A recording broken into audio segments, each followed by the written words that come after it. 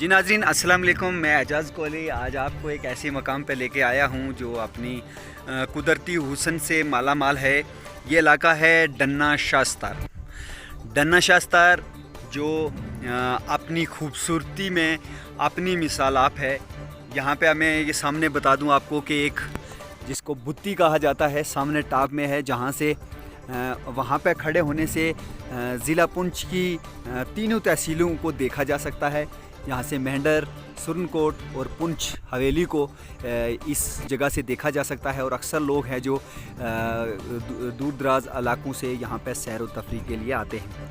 उसके बाद मैं बता दूं कि जो ये शास्तार इलाका है, यहाँ पीर बाबा ज़ियारत शास्तार है जो इस सामने वाले इलाके में है, जो यहाँ पे आती है पीर बाबा शास्तार। और यहाँ पे एक मशहूर स्पॉट है जो जिसको पत्थर की मस्जिद के नाम से जाना जाता है। पत्थर की मस्जिद यानी कि एक ही पत्थर से है जो वो मस्जिद बनी है, जहाँ पे लोग आते हैं दूर दराज से उसको देखने के लिए आते हैं। और वहाँ पे जिसको नमाज़ अदा करनी है वो नमाज़ भी अदा कर सकता है।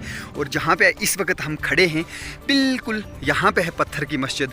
ये जहाँ पे घने पेड़ नज़र आ रहे हैं यहाँ साथ में, बिल्कुल यहाँ पे है जो ये पत्थर की मस्जिद है।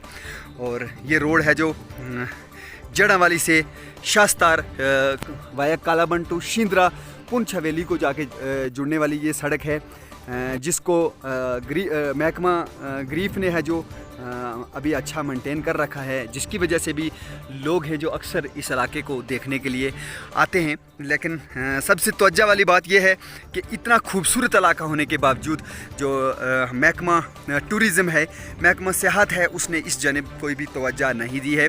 यहाँ पे एक ख़ास बात जो मैं बताना भूल गया कि इस इलाके में एक पानी है जिसको द्यारा वाला पानी कहते हैं, क्योंकि वो द्यारा पेड़ हैं उनके बीच में एक पानी है जो जिसमें ज़्यादातर लोगों का ये मानना है, लोगों की एक आस्था जुड़ी है उसके साथ कि अगर किसी को खुजली खारिश जिस्म पे हो जाती है तो उसको है जो उस पानी से नहाने से वो खुजली है जो वो दूर हो जाती है।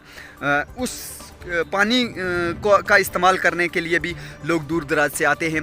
ये जगह बिल्कुल सुरनकोट, मेंढर और हवेली के दरमियान पहाड़ी के ऊपर वाक़ा है।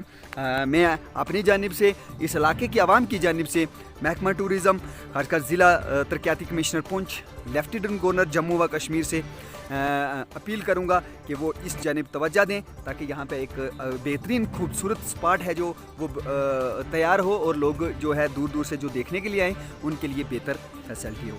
आप अपने मेज़बान एजाज़ कोहली को इजाज़त दीजिए। अल्लाह।